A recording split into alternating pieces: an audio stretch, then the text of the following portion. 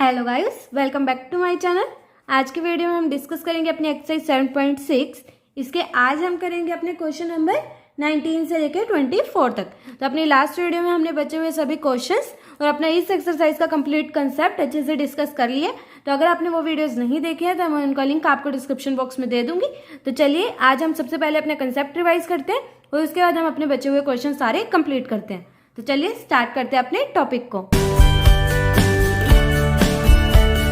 तो इस एक्सरसाइज का हमारा क्या टॉपिक है? Integration by parts. Integration by parts हम कभी यूज करते हैं जब आपके कोई भी दो डिफरेंट फंक्शंस प्रोडक्ट में आपको गिवन हो। तो जैसे कि एक फर्स्ट फंक्शन है, एक फंक्शन ले लिया मैंने सेकंड। तो अगर ये दोनों फंक्शन आपको प्रोडक्ट में गिवन है और आपको इनका क्या करना है? इंटीग्रेशन। तो आप किसका यूज करते हैं? Integration by parts. तो इसके इंटीग्रेशन करने के लिए क्या फॉर्मूला होता है आपके पास? फर्स्ट कॉन्स्टेंट सेकंड का इंटीग्रेशन। ठीक है, इतना है समझ। फर्स्ट कॉन्स्टेंट सेकंड का integration minus integration of first का डेरिवेटिव। ठीक है, इसका integration same to same into dx। तो कैसे याद करना है हमें? फर्स्ट कांस्टेंट सेकंड का इंटीग्रेशन, उसके बाद आप याद रखो माइनस इंटीग्रेशन का साइन और पीछे लिखना है आपको dx। बीच में क्या लिखना है आपको ब्रैकेट के अंदर? इसका डेरिवेटिव और ये सेम टू सेम। ठीक है, इसका डेरिवेटिव और ये सेम टू सेम। तो फॉर्मूला तो हमारा बन गया। इसी को मैंने डेफिनेशन के फॉर्म में लिखा हुआ है। The integral of the product of two functions is equals to first function into integral of second function minus integral of differential coefficient of first function into integral of second function. आप इस bracket को याद रखना। इसका मतलब पहले जो भी आपके दोनों वैल्यूज आएंगी उन्हें आप मल्टीप्लाई करोगे, फिर आप इसका इंटीग्रेशन करोगे। इतना आ गया समझ में।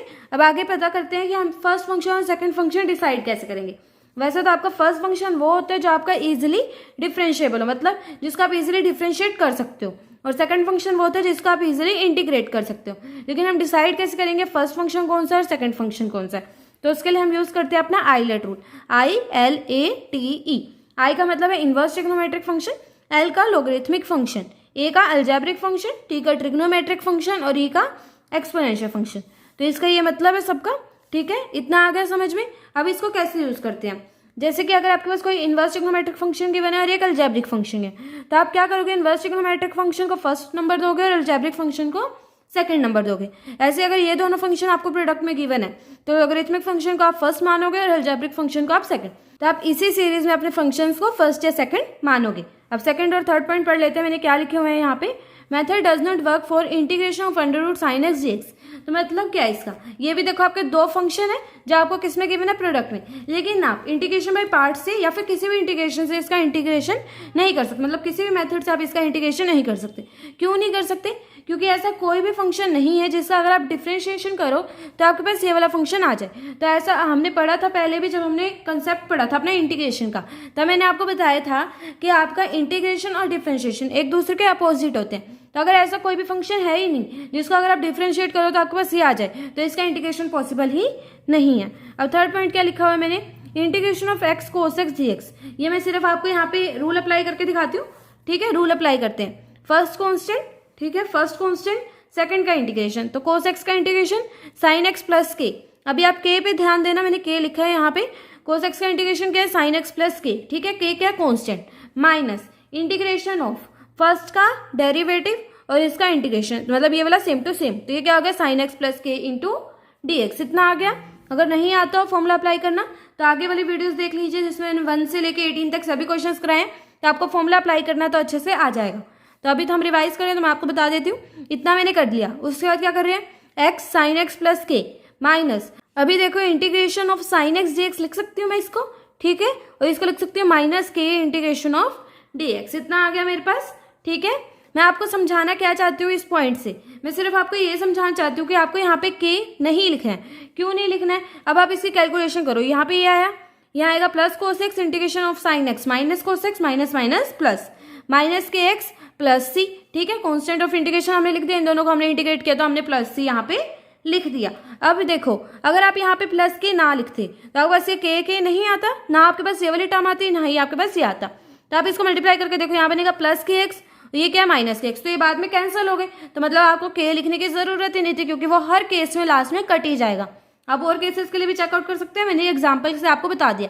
तो आपको क्या करना है? आप यहाँ पे डायरेक्ट इंटीग्रेट लिख सकते हैं, मतलब आपको कांस्टेंट लिखने की जरूरत नहीं है। आप सिर्फ क्या लिखेंगे? कोस एक्स का इंटीग्रेशन साइन एक्स। तो इतना करके आपका आंसर सेम टू सेम आएगा।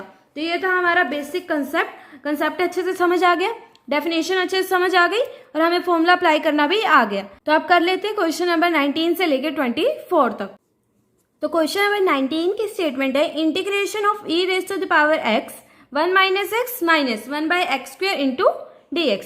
तो अगर आपने लास्ट वीडियो देखे तो आपका अच्छे से समझ आ गया होगा कौन सी टाइप है, कौन सी टाइप है ये हमने फॉर्मूला पढ़ा था, क्या टाइप थी हमारी, मैं लिख देती हूँ यहाँ पे, integration of e raise to the power x f x minus f dash x sorry plus f x plus f dash x किसके इक्वल होता है, e raise to the power x f x plus C. तो इसके ये equal होता है, हमने अपनी लास्ट वीडियो में अच्छे से इसका प्रूफ देख लिया था। फिर भी अगर आपको प्रूफ नहीं करना है तो आप डायरेक्ट लिख सकते हैं, कैसे, मैं अभी ये क्वेश्चन समझाऊंगी तो आपको तब भी प्रूफ अच्छे से समझ आ जाएगा। तो क्या किया, नहीं तो आप डायरेक्ट भी लिख सकते हैं इसका आंसर। क्या कर सकते हैं, e raise to the power, ऐसा कोई भी आपकी फॉर्म मिले, क्या है, e raise to the power x आपको बाहर गिवन होगा, अंदर आपको गिवन होगा एक फंक्शन और साथ में ही उसका डेरिवेटिव, प्लस में उसके साथ आपको ये गिवन होगा, तो आपके पास ये आंसर आएगा। तो अब ये वाले क्वेश्चन की टाइप देखिए, e raise to the power x एक फंक्शन साथ में प्लस में उसका डेरिवेटिव, कैसे कह रही हूं मैं प्लस में, प्लस देखो अब इसका डेरिवेटिव है ना 1 बाई एक्स का derivative minus 1 upon x square, ठीक है, इंटू dx। तो इसका भी आंसर यही आएगा, e raise to the power x f x के लिए 1 बाई एक्स प्लस सी। तो आप चाहें तो डायरेक्ट आंसर लिख सकते हैं, अगर आपको पूरा मेथड आता है तो आप पूरा भी करके दिखा सकते हैं। तो क्या करना है, पूरे मेथड में दोनों को अलग अलग मल्टीप्लाई करो, e raise to the power x के साथ मैंने इनको मल्टीप्लाई कर दिया, ठीक है, इतना बन गया हमारे पास।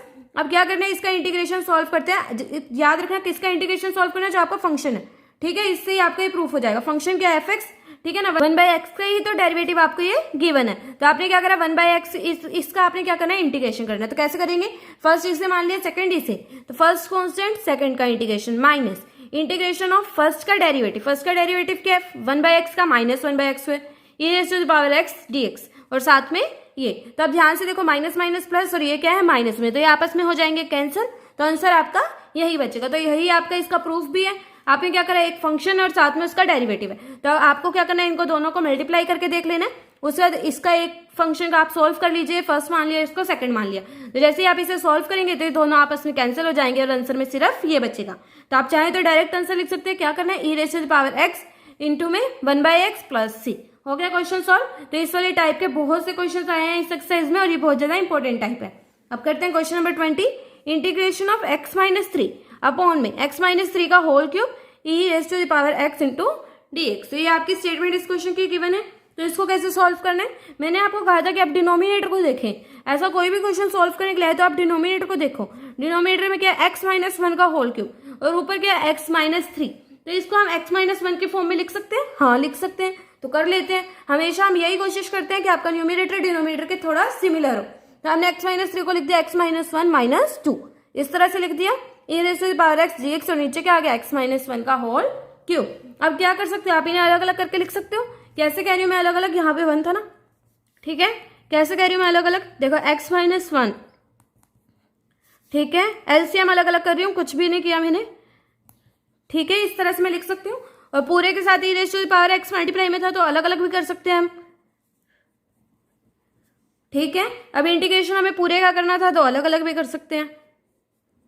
देखो अब चेक करो, यही बन गया integration of e raise to the power x minus 1 का whole cube into dx minus integration of e raise to the power x dx upon ऊपर क्या है 2 और नीचे क्या हो गया x माइनस 1 का होल क्यूब। याद रखना यहाँ माइनस है क्योंकि हमारे पास यहाँ पे माइनस था। तो कितना सिंपल था इसे खोलना, कुछ भी नहीं करा, हमने एलसीएम को अलग अलग कर दिया, एक सेम टू सेम सिमिलर जो नीचे डिनोमिनेटर में था उसके जैसा हमने बना दिया, x माइनस 1 को अलग कर दिया और माइनस 2 को अलग कर दिया। इतना आ गया समझे। अब क्वेश्चन बिल्कुल सिंपल है, अगर आपको इतना समझ में आ जाए कि स्टार्टिंग कैसे करनी है तो ऐसे ऐसे क्वेश्चन आपके लिए बिल्कुल सिंपल हो जाते हैं। और पता कैसे चलता है कैसे स्टार्टिंग करनी है, अपने डिनोमिनेटर को देखो, तो डिनोमिनेटर को देख के हमने कन्वर्ट किया और फिर उसे अलग अलग कर लिया। अब क्या बचा नीचे, इसको कैंसिल करो, क्या बनेगा 1 अपॉन x माइनस 1 का whole square e raise to the power x dx minus 2 integration of e raise to the power x minus 1 का होल क्यूब इंटू dx। इतना आ गया।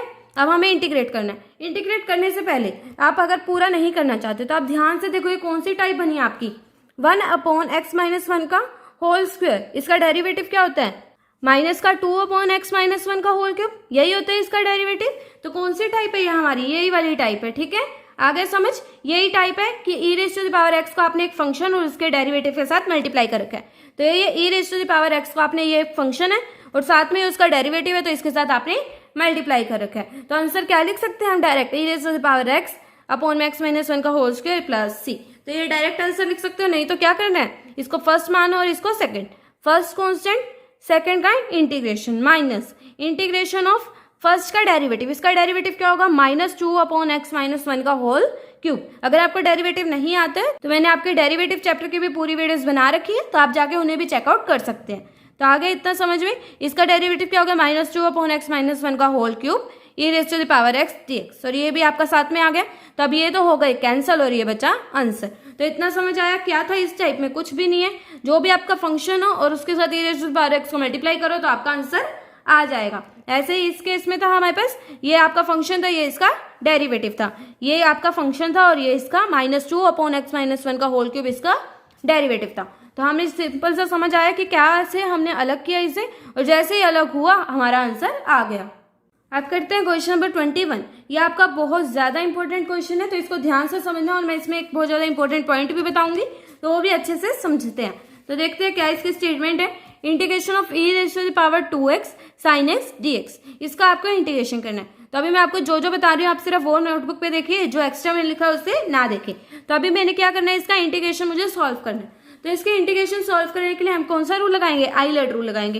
तो आइलैंड रूल के अकॉर्डिंग आपका ये फंक्शन कौन सा होगा, सेकंड, और ये वाला कौन सा फंक्शन होगा, फर्स्ट। तो आप चाहे तो उस तरीके से भी कर सकते हैं, क्या करना है, इसको फर्स्ट लो इसको सेकंड लो। लेकिन यहाँ पे मैं एक चीज इंपॉर्टेंट आपको बताना चाहूंगी, मैंने ये नोट लिखा है, whenever exponential function is multiplied with sine x और cos x then ILATE rule fails. इसका मतलब क्या, आइलैंड रूल फेल्स का मतलब क्या है, आप क्या कर सकते हो, इसको फर्स्ट और इसको सेकंड भी ले सकते हो। तो मतलब जब आपका एक्सपोनेंशियल फंक्शन साइन एक्स या कोस एक्स के साथ मल्टीप्लिकेशन में हो तो आपका आइलैंड रूल फेल हो जाता है। तो आप क्या कर सकते हो, किसी को भी फर्स्ट ले सकते हो और किसी को भी सेकंड। तो आप चाहो तो इसे सेकंड करके इसे फर्स्ट लीजिए, नहीं तो इसे फर्स्ट लेके इसे सेकंड कीजिए। इतना आ गया समझ में। मैं दोनों मेथड आपको समझा दूंगी, फर्स्ट लेके किसी को भी समझा देती हूँ। अभी मैं आपको दोनों मेथड, अभी मैं आपको ये वाला समझाती हूँ कि मैं इसे फर्स्ट ले रही हूँ और इसे सेकंड, ठीक है। ये थोड़ा सा अलग है, इसलिए पहले ये वाला समझा देती हूँ। ये सेकंड है और ये मैंने ले लिया फर्स्ट, ठीक है।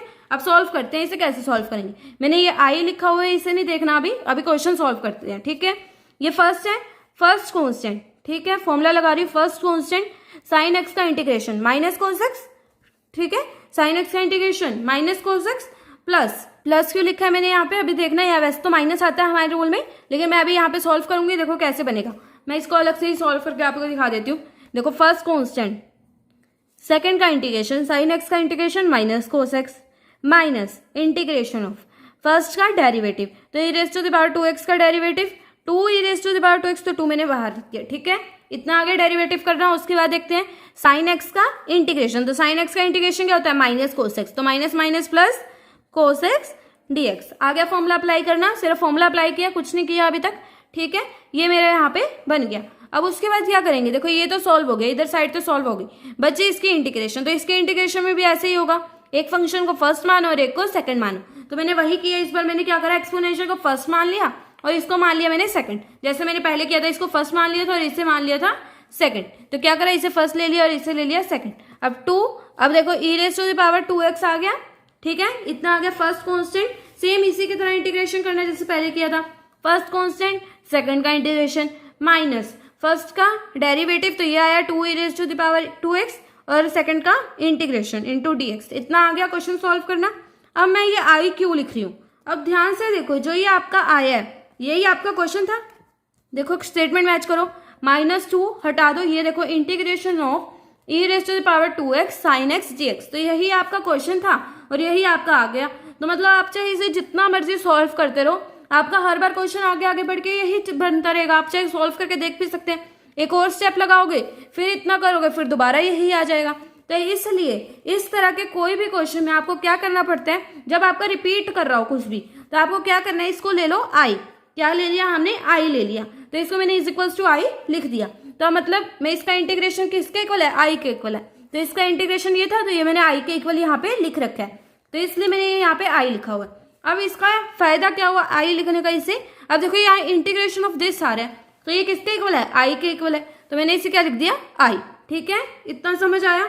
अब आई कैसे लिखा, ध्यान से देखो, ये सेम टू सेम +2 अंदर मल्टीप्लाई कर दिया 2 को, यहाँ क्या बना -4 और इसकी जगह लिख दिया आई। इतना समझ आया। एक और क्वेश्चन करेंगे ऐसे ही, मतलब क्वेश्चन तो यही है आपका, इसको मैं फर्स्ट और सेकंड चेंज करके भी आपको बता दूंगी, तो ठीक है, तब भी आपको अच्छे से समझ आ जाएगा। तो अभी इसको इधर ले जाओ, बन जाएगा 5i, और ये आपके यहाँ पे कैलकुलेशन बच जाएगी, कुछ नहीं करा, अलग यहाँ पे अलग अलग लिख दिया, ठीक है। 5i is equals to e raise to the power 2x, common ले लिया तो अंदर क्या बचा, ये बच गया।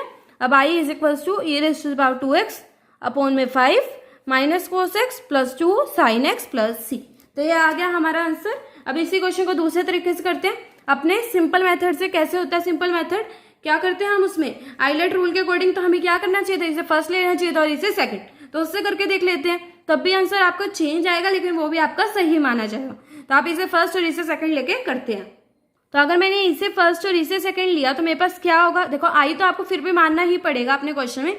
तो फर्स्ट कांस्टेंट, सेकंड का इंटीग्रेशन, तो e raise to the power 2x का integration e raise to the power 2x upon 2 minus integration of first का डेरिवेटिव साइन एक्स का डेरिवेटिव कोस एक्स, इसका इंटीग्रेशन, ठीक है, इंटू dx। अब sine x e raise to the power 2x upon 2 minus 1/2 बाहर लिख दिया, integration of cos x e raise to the power 2x, ये करना है हमें।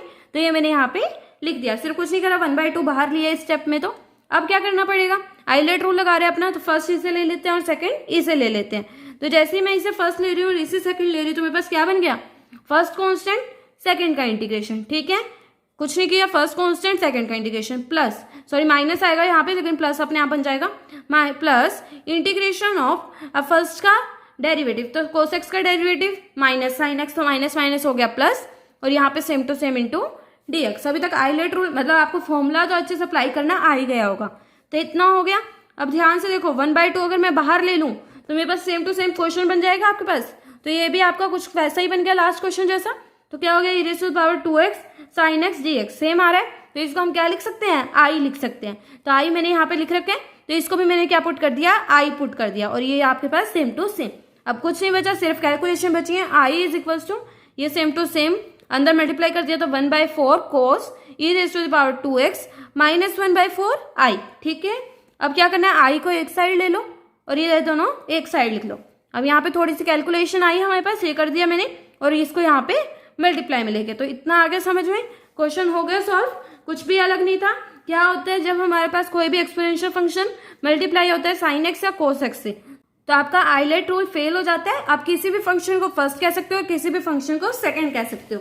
तो इसी तरह का आपका एक क्वेश्चन है एग्जांपल नंबर 21, इसकी स्टेटमेंट है find integration of e raise to the power x sin x dx। तो इसकी आपको इंटीग्रेशन फाइंड करनी है। तो इसमें भी आपको देखो साफ साफ लिखा हुआ है कि आपने इन्होंने क्या किया, ई एक्स को फर्स्ट फंक्शन ले लिया और साइन एक्स को सेकंड फंक्शन लिया, ठीक है, जैसे हमने फर्स्ट वाला मेथड किया था, और फिर इसे इंटीग्रेट किया बाय पार्ट्स। लेकिन अल्टरनेटिवली उन्होंने लिखा है कि above integral can also be determined by taking sine x as first function and e raise to the power x second function. तो मतलब आपकी मर्जी, आप आइलेट रूल को फॉलो कर सकते हो या फिर नहीं भी कर सकते हो। तो होप करते हो ये चीज अच्छे से क्लियर हुई होगी। ये आज के लेक्चर की सबसे इंपॉर्टेंट बात थी। तो अब करते हैं question number 22, integration of sine inverse 2x upon में 1 + x का होल स्क्वायर इंटू dx। अब चाहे तो स्टेटमेंट्स एनसीईआरटी से मैच भी कर सकते हैं। तो अब कैसे करेंगे हम इस क्वेश्चन को सॉल्व, ध्यान से सोचो। जब मैंने आपको ट्रिग्नोमेट्रिक फॉर्मुलाज आपको करवाए थे, तब भी ये वाला फॉर्मुला मैंने आपको करवाया था, नहीं तो आपको खुद भी समझ आ गया होगा। हमारे पास सेकंड चैप्टर है जो हमारा, उसमें भी बहुत बार यूज हुआ था ये। अगर आपने सिलेबस रिड्यूस होने से पहले सेकंड चैप्टर कर लिया था तो आपको पता होगा कि ये चीज आपके उस चैप्टर में भी यूज हुई थी, नहीं तो चैप्टर नंबर 5 डेरिवेटिव में भी ये चीज बहुत बार यूज हुई थी। तो कैसे करते हैं इसको, ध्यान से देखो। अगर मैं x की जगह tan t पुट कर देती हूँ, क्या किया मैंने, x की जगह tan t, तो क्या फॉर्मूला क्या बन जाएगा यहाँ पे, 2 tan t अपॉन में 1 + tan स्क्वायर t। तो ये किसका फॉर्मूला है हमारे पास, sin 2t का फॉर्मूला है हमारे पास। आगे समझ में किसका फॉर्मूला है, ये sin 2t का। तो फिर हमारे पास क्या बन जाएगा, sine inverse sin 2t is equals to 2t, यही होता है फॉर्मूला। इतना आगे समझ में कैसे करा, हमें अंदाजा से पता चल गया कि किसका फॉर्मूला है हमारे पास, sin 2t का फॉर्मूला। अगर हम x की जगह tan t पुट कर देते हैं, तो मैंने क्या कर लिया, पुट कर लिया x को tan t, तो मैंने सब्स्टिट्यूशन कर दी यहाँ पे। तो सब्स्टिट्यूशन में क्या होता है, दोनों साइड हम डिफरेंशिएट करते हैं। तो दोनों साइड जैसे ही मैंने डिफरेंशिएट किया विद रिस्पेक्ट टू t, तो dx का डेरिवेटिव, x का डेरिवेटिव dx बाई dt, और tan t का डेरिवेटिव सेकंड स्क्वायर t, ठीक है। तो dx किसके इक्वल हो गया, सेकंड स्क्वायर t dt। इतना आ गया समझ में। अगर सब्स्टिट्यूशन नहीं आती है तो मैंने स्पेसिफिक वीडियोस बनाई हुई है सब्स्टिट्यूशन पे भी, वहां से चेकआउट कर सकते हैं, ठीक है। साइन इनवर्स आया था, सॉरी मैं यहाँ भूल जाती हूँ माइनस के ऊपर 1 लगाना, तो आप ये 1 लगा लेना, ठीक है। अब यहाँ पे 2 आया, इसके जगह मैंने रिप्लेस करा है tan t को, उसके बाद 1 प्लस tan स्क्वायर t, ठीक है। dx के जगह हम क्या लिख सकते हैं, second square t tan t। कुछ नहीं करा अभी तक तो हमने क्वेश्चन में, ना बाय पार्ट्स लगाया, सिर्फ सब्स्टिट्यूशन की है, वो भी क्या किया, x को tan t पुट कर दिया। तो सब्स्टिट्यूशन हमें आती है वैसे भी अच्छे से, तो साइन इनवर्स इसकी जगह क्या लिख सकते हैं, sin 2t और सेकंड स्क्वायर t dt। ये जरूर याद रखना, रिप्लेस करना, बच्चे इसे ही भूल जाते हैं, dx की जगह रिप्लेस करना है सेकंड स्क्वायर t dt, ठीक है। इतना हो गया। अब इसके बाद क्या बन गया आपका पास क्वेश्चन, इनको कैंसिल करो तो यहाँ पे जगह 2t कैंसिल नहीं, मतलब फॉर्मूला लगा दिया, साइन इनवर्स sin t किसके इक्वल होता है, 2t, यहाँ पे आ गया सेकंड स्क्वायर t dt। अब क्या कर सकते हैं, इंटीग्रेशन बाय पार्ट्स हम लगा सकते हैं। 2 में अगर बाहर लिख दूं, क्या किया, 2 बाहर लिख दिया मैंने, तो ये फर्स्ट फंक्शन और ये सेकंड फंक्शन, ये अलजेब्रिक फंक्शन है और ये ट्रिग्नोमेट्रिक फंक्शन है, तो इसे फर्स्ट ले लिया और इसे सेकंड। फर्स्ट कांस्टेंट, सेकंड का integration, minus integration of first का डेरिवेटिव, फर्स्ट का डेरिवेटिव t का डेरिवेटिव 1 और tan t same to same into dt। तो अभी तक अगर आप एक्सरसाइज के लास्ट क्वेश्चंस कर रहे हो तो आपको फॉर्मूला अप्लाई करना तो अच्छे से आना चाहिए। तो t tan t माइनस ये क्या आ गया, इसका इंटीग्रेशन क्या होगा, log secant t plus c। हो गया क्वेश्चन सॉल्व। बिल्कुल सिंपल सा क्वेश्चन था हमारे पास, बिल्कुल सिंपल था, सिर्फ आपको क्या याद रखना था, x को tan t आपको इस क्वेश्चन में पुट कर देना। अब ये लास्ट स्टेप बड़ा इंपॉर्टेंट है इस क्वेश्चन का। क्या करना है मुझे इस लास्ट स्टेप में, अपने t को रिप्लेस करके लिखना है। क्यों, क्योंकि हमारे पास क्वेश्चन किस फॉर्म में गिवन था, x की फॉर्म में, तो मुझे t को कन्वर्ट करके तो लिखना पड़ेगा, x की फॉर्म में ही आंसर देना पड़ेगा। तो कैसे देंगे, t किसके इक्वल था, tan इनवर्स x के, तो t की जगह मैंने लिख दिया tan इनवर्स x।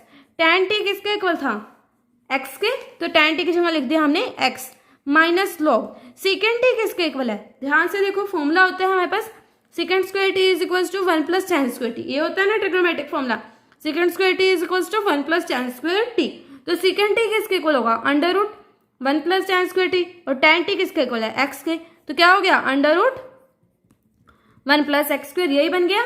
तो यही मैंने यहाँ पे रिप्लेस कर दिया। तो ये इस तरह से इंपॉर्टेंट स्टेप हो गया, बच्चे इसे कन्वर्ट करना मतलब नहीं आता है उन्हें करना, तो आप इस तरह से इसे कन्वर्ट कर सकते हैं। लास्ट में आपने लिख दिया कांस्टेंट ऑफ इंटीग्रेशन।